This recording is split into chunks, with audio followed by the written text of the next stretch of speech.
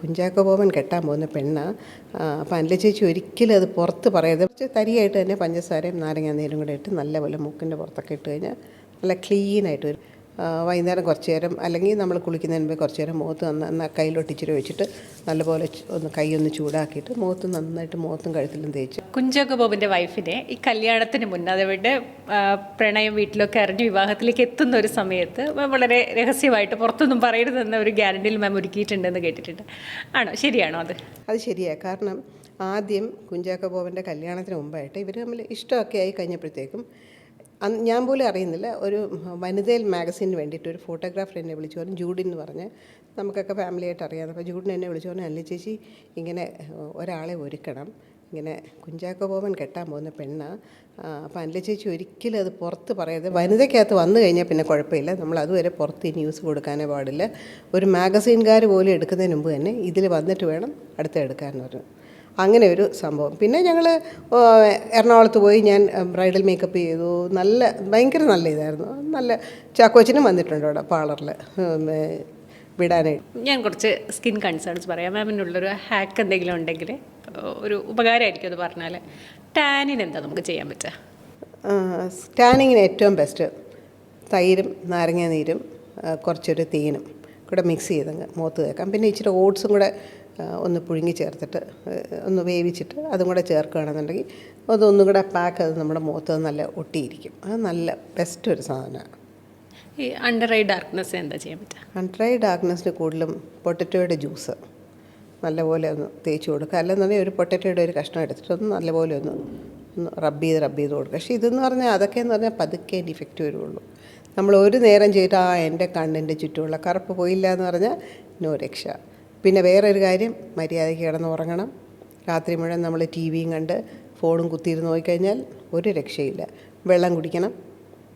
അങ്ങനെ കുറേ കാര്യങ്ങളുണ്ട്. അതുപോലെ ഈ ഏജിങ്ങിൻ്റെ ഭാഗമായിട്ട് ഈ കരിമാംഗല്യം വരാറുണ്ട്. അതെ, പിഗ്മെൻറ്റേഷൻ. ഈ നമ്മുടെ നാട്ടിലൊക്കെ പറയുമായിരുന്നു, നമുക്ക് കഷ്ടകാലം വരികയാണ്, എപ്പോഴാണ് വരുന്നതെന്നൊക്കെ പറയും. അതിനെന്താ ഒരു കഷ്ടകാലം ഒന്നുമില്ല, ഹോർമോണൽ ഇംബാലൻസും ചേഞ്ചും കൊണ്ട് വരുന്നതാണ്. അതിന് നമുക്ക് ചെയ്യാമെന്ന് ഈ പറഞ്ഞ പോലെയൊക്കെ തന്നെയാണ്. എന്തെങ്കിലും ലൈറ്റനിങ് ആയിട്ടുള്ള അത് പക്ഷേ ഡോക്ടറോട് ചോദിച്ചിട്ട് നമുക്ക് എന്തെങ്കിലും ഒരു ലൈറ്റനിങ് ക്രീമോ വല്ലതൊക്കെ മേടിച്ചിട്ട് കഴിഞ്ഞാൽ, കാരണം അത് വന്നു കഴിഞ്ഞാൽ ഇച്ചിരി പോകാൻ ഇച്ചിരി സമയമെടുക്കും. അപ്പോൾ എന്തെങ്കിലും ഓരോരുത്തരുടെ സ്കിന്നിനെ പറ്റി അനുസരിച്ചിട്ട് ഒരു ലൈറ്റനിങ് ക്രീം വല്ലതും ഇട്ട് കഴിഞ്ഞാൽ അത് വ്യത്യാസം വരില്ല. പെട്ടെന്ന് അത് പോകത്തില്ല. അതിന് ഒരു രക്ഷയില്ല. കാരണം അതങ്ങനെയാണ്, ഹോർമോണൽ ഇംബാലൻസ് കൊണ്ട് വരുന്നതാണ്. അപ്പോൾ അത് നമുക്ക് പെട്ടെന്ന് ഇങ്ങനെയൊക്കെ നമുക്ക് ചെയ്യാം.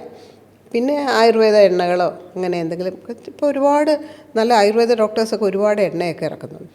ഈയിടെ നമ്മുടെ മാലാപാർവതി എന്നോട് ഒരു എണ്ണയെ പറ്റി പറഞ്ഞു തന്നു, ഒരു ഡോക്ടർ ലക്ഷ്മിയുടെ. അത് വളരെ നല്ലതായിട്ട് എനിക്ക് തോന്നി ആ ഓയിൽ. ഞാനും അത് മേടിച്ചിപ്പോൾ ഉപയോഗിക്കാൻ തുടങ്ങി. വൈകുന്നേരം കുറച്ച് നേരം അല്ലെങ്കിൽ നമ്മൾ കുളിക്കുന്നതിന് മുമ്പ് കുറച്ച് നേരം മുഖത്ത് കയ്യിലോട്ട് ഇച്ചിരി വെച്ചിട്ട് നല്ലപോലെ കൈയൊന്ന് ചൂടാക്കിയിട്ട് നന്നായിട്ട് മുഖത്തും കഴുത്തിലും തേച്ച് എന്നിട്ടങ്ങ് കഴുകുക. എനിക്കത് നല്ലൊരു ഇമ്പ്രൂവ്മെൻറ്റ് തോന്നിയത്. അതുപോലെ എൻ്റെ പാർലറിലുള്ള ഒന്ന് രണ്ട് പേരോടൊക്കെ ഞാൻ പറഞ്ഞു, അവരുമൊക്കെ അത് മേടിച്ചു. പിന്നെ ക്ലയൻസിനോട് ഞാൻ പറഞ്ഞു. പക്ഷേ ഇപ്പോൾ അത് ഭയങ്കര ഡിമാൻഡായിരുന്നു അത് കിട്ടാൻ. അതുപോലെ ഒരു നാച്ചുറൽ സ്ക്രബ്ബ് സെലക്ട് ചെയ്യാൻ, ഒരു നാച്ചുറൽ സ്ക്രബ്ബ് എന്താ നമുക്ക് ഉപയോഗിക്കാം? പഞ്ചസാര, അതൊക്കെ പഞ്ചസാരയും നാരങ്ങാനീരും കൂടെ. പഞ്ചസാര തരിയായിരിക്കണം, അത് തീരെ അങ്ങ് അലിഞ്ഞു പോകരുത്. കുറച്ച് തരിയായിട്ട് തന്നെ പഞ്ചസാരയും നാരങ്ങാനീരും കൂടെ ഇട്ട് നല്ലപോലെ മൂക്കിൻ്റെ പുറത്തൊക്കെ ഇട്ട് കഴിഞ്ഞാൽ നല്ല ക്ലീനായിട്ട് വരും. എന്നിട്ട് വേണമെങ്കിൽ സ്റ്റീമും കൂടെ ചെയ്യാം. ഫേഷ്യൽ ചെയ്യാൻ വരുന്നവരോട് എത്ര ഇടവേളയിലായിരിക്കും മാം പറയാം? മന്ത്ലി ആണോ ചെയ്യേണ്ടത്? ബേസിക്കലി എന്തായി ഫേഷ്യൽ, അത് എത്ര ഇടവേളയിൽ ചെയ്യും? ഫേഷ്യൽ എന്ന് പറഞ്ഞാൽ ശരിക്കും പറഞ്ഞാൽ ഒരു പ്രായം കഴിഞ്ഞ് നമുക്ക് നമ്മുടെ നമുക്കൊന്ന് റിലാക്സ് ചെയ്യാനും, ഈ സ്ത്രീകളൊക്കെ എന്ന് പറഞ്ഞാൽ നല്ല ജോലിയും അതും ഇതുമൊക്കെ ആയിട്ട് ഒത്തിരി ടയേർഡായിട്ട് ഒരു സത്യം പറഞ്ഞാൽ ഒരു സെൽഫ് പാമ്പറിങ് ആണത്. മനസ്സിലായോ? നമ്മളൊന്ന് പാമ്പർ ചെയ്ത് നമുക്കൊന്ന് ചെയ്ത് കഴിയുമ്പോൾ അവർക്ക് എന്തൊരു സന്തോഷമാണ്. ഒന്ന് ഫേസൊക്കെ ഒന്ന് ചെയ്ത് ആരും തന്നെത്താൻ സ്ക്രബ് ഇടാനോ പാക്ക് ഇടാനോ ആരും മെനക്കെടത്തില്ല. അപ്പോൾ ഇതുപോലെ സ്ക്രബൊക്കെ ഇട്ട് പാക്കൊക്കെ ഇട്ട് ഒന്ന് ക്ലീൻ ചെയ്ത് പോകുമ്പോൾ അവർക്ക് തന്നെ നല്ലൊരു കോൺഫിഡൻസ് വരും. വൺസ് എ മന്താണ് ഞാൻ സാധാരണ പറയുന്നത്. ഒരു ആഫ്റ്റർ 40 ഒക്കെ ആകുമ്പോഴത്തേക്കും വൺസ് എ മന്ത് ചെയ്യാം. അതിന് മുമ്പൊക്കെ ആണെങ്കിൽ ചെറിയ ടീനേജ് പിള്ളേർക്കൊക്കെ ആണെന്നുണ്ടെങ്കിൽ ഞാൻ ക്ലീനപ്പേ പറയുള്ളൂ. എന്തെങ്കിലും ഓറഞ്ച് ജ്യൂസോ വല്ലതൊക്കെ വെച്ചിട്ട് പിന്നെ ക്ലീനപ്പായിട്ട് ചെയ്ത് കൊടുക്കും. പിന്നെ ഞങ്ങളവിടെ ഇത് ചെയ്യുന്നുണ്ട്, നാച്ചുറലായിട്ടുള്ള മാസ്ക് ഇട്ട് കൊടുക്കും, ഫ്രൂട്ട് മാസ്ക്. അങ്ങനെയൊക്കെയാണ് ഓരോന്നും ചെയ്യുന്നത്. സ്കിന്നനുസരിച്ചിട്ടാണ് സാധാരണ. അതുപോലെ മാമിനോട് ചോദിക്കാനുള്ള ഒരു കാര്യം, ഞങ്ങൾ മുന്നേയൊക്കെ പറയും ഇപ്പോൾ സ്കൂൾ ടീച്ചർ ഒരു കോട്ടൺ സാരി ജസ്റ്റ് തലയിട്ട് അങ്ങനെ പാടുള്ളൂ എന്നുള്ളതാണ് നമ്മുടെ ഇമേജ്. പക്ഷെ ഇപ്പോൾ അതൊക്കെ മാറി. എല്ലാവരും എന്നെ ഞാൻ എങ്ങനെ പ്രസൻറ്റ് ചെയ്യുന്നു എന്നുള്ളതിൽ വളരെ കോൺഷ്യസ് ആണ്. അതിനുവേണ്ടി പഠിക്കുന്നുമുണ്ട്, നന്നായി മേക്കപ്പ് ചെയ്യാനും ഒക്കെ സ്ത്രീകളിങ്ങനെ ശ്രമിക്കുന്നുണ്ട്. അപ്പോൾ അവനവൻ പ്രസൻറ്റ് ചെയ്യുന്നതിനെ പറ്റിയിട്ട് അതൊരു സെൽഫ് കോൺഫിഡൻസിൻ്റെ ഭാഗമാണോ? തീർച്ചയായിട്ടും. കാരണം നമുക്കിപ്പോൾ എവിടെ പോകണമെങ്കിലും എല്ലാവരും നല്ല വെൽ ഡ്രസ്ഡും നല്ലപോലെ ഒരുങ്ങി, സ്കൂൾ ടീച്ചേഴ്സൊക്കെ നല്ല, കാരണം പിള്ളേർ നോക്കും. എൻ്റെ കൊച്ചുമോളും കൊച്ചുമോനും അവരുടെ സ്കൂളിലെ ടീച്ചർ നല്ല ഡ്രസ്സ് ചെയ്ത് വന്നു, നല്ല ഡ്രസ്സ് ഇട്ടു, അത് ചെയ്തു ഇത് ചെയ്തു എന്ന് പറഞ്ഞു. ഇച്ചിരി ഇല്ലാത്ത പിള്ളേർ, അപ്പോൾ ഒന്ന് ആലോചിച്ച് നോക്കിയേ, അത് പിള്ളേരെല്ലാം ശ്രദ്ധിക്കും. അപ്പോൾ അതുകൊണ്ട് ടീച്ചേഴ്സിനും പിള്ളേരെയൊക്കെ പ്ലീസ് ചെയ്യണമെങ്കിൽ അവർ നല്ല സ്റ്റൈലിൽ പോകണം. ഇപ്പോൾ നമ്മളൊരു ജോലിക്ക് പോകണമെന്നുണ്ടെങ്കിൽ നമ്മളവിടെ നല്ലതായിട്ട് ചെന്നില്ലെന്നുണ്ടെങ്കിൽ നമ്മുടെ കൂടെയുള്ള ജോലി ചെയ്യുന്നവരൊക്കെ ഓർക്കായി ഇവരെന്താ ഒരുമാതിരി വന്നേക്കുന്നത്. പക്ഷേ നമ്മുടെ ഡ്രസ്സിങ്ങും എല്ലാത്തിലും വരുമ്പോഴത്തേക്കും നമുക്ക് അതിൻ്റേതായ ഒരു ഇതുണ്ട്. എവിടെ ചെന്നാലും അതിൻ്റേതായിട്ടൊരു വ്യത്യാസമുണ്ട്.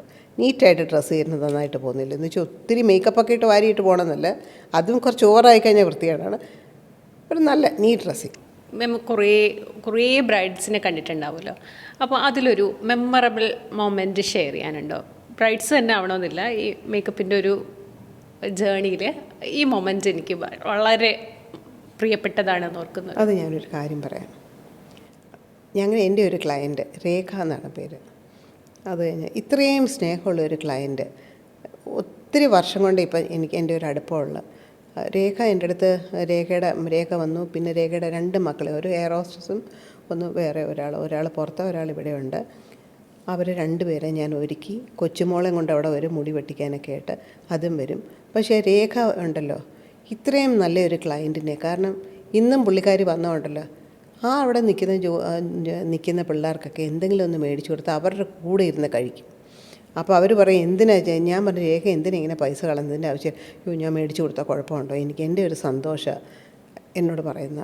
ഞാൻ അങ്ങനെ ഒരാളെ സത്യം പറഞ്ഞ ഞാൻ കണ്ടിട്ടില്ല കേട്ടോ. ഞാനിങ്ങനെ ആർക്കും ഇങ്ങനെ പോയി മേടിച്ചു കൊടുത്തില്ല. അപ്പോൾ ഞാൻ ഓർത്ത് അതിൽ നിന്ന് ഒത്തിരി കണ്ടു പഠിക്കാനായിട്ടുണ്ട്. അപ്പോൾ ഞാൻ പറഞ്ഞു എൻ്റെ മോൻ വരുന്നുണ്ട്, എന്താ രേഖയുണ്ടോ, എനിക്കൊന്നും വേണ്ട. അവസാനം ഞാനപ്പോൾ അന്നേരം ഈ പറഞ്ഞ പോലെ എൻ്റെ മോനും അറിയാം ഞാനിത് പറയാറുണ്ട്. അപ്പോൾ എന്തെങ്കിലുമൊക്കെ പുള്ളിക്കാരിക്കും തിരിച്ചങ്ങോട്ട് ചെയ്യണം. അപ്പോൾ നമ്മുടെ പാർലറിലെ പിള്ളേർ തന്നെ പറയാം, ഓണവും ക്രിസ്മസും വരുമ്പോൾ രേഖ ചേച്ചി തീർച്ചയായിട്ടും ഞങ്ങളുടെ കൂടെ അന്ന് വരണം സെലിബ്രേറ്റ് ചെയ്യാനായിട്ട്. അങ്ങനെയൊക്കെ ഒരു ക്ലയൻസിനെ കാണുമെന്ന് വെച്ചാൽ എൻ്റെ ലൈഫിൽ എനിക്കതൊരു ഭയങ്കര സ്ട്രൈക്കിംഗ് ആയിട്ട് പുള്ളിക്കാരിയുടെ ഒരു ക്യാരക്ടർ ഇല്ലേ. അങ്ങനെ ഒരാളെ കാണുകയെന്ന് വെച്ചാൽ എപ്പോഴും മേടിച്ചു കൊടുക്കുക, എന്നിട്ട് അവിടെ ഇരുന്ന് അവരുടെ കൂടെ ഇരുന്ന് കഴിക്കുക, നമ്മുടെ കൂടെ ഇരുന്ന് കഴിക്കുക. അതൊരു ഭയങ്കര ഒരു ഇതല്ലേ പുള്ളിക്കാരിക്ക്. ഞാൻ എത്ര പറഞ്ഞിട്ടും അതെ, ഞങ്ങൾക്ക് വിഷമമായി ഇത്രയും എന്തിനാണ് ഈ പൈസ സ്പെൻഡ് ചെയ്യുന്നത്. അത് 2 ആഴ്ചയിലൊരിക്കലെങ്കിലും അവിടെ വന്ന് ഞങ്ങളുടെ കൂടെ ഇരുന്ന് അവർ ഭയങ്കര ഒരു സ്നേഹം. വേറെ ഒന്നുമല്ല, തിന്നാൻ തരുന്നതിൻ്റെയോ മേടിക്കുന്നതിൻ്റെയോ ഒന്നുമല്ല, അവരുടെ ആ ഉള്ളിൽ നിന്ന് വരുന്ന ഒരു സ്നേഹമാണ് കാണുന്നത്. അങ്ങനെയൊക്കെ ഇന്ന് ആൾക്കാരെ കാണാൻ ബുദ്ധിമുട്ടാണ്.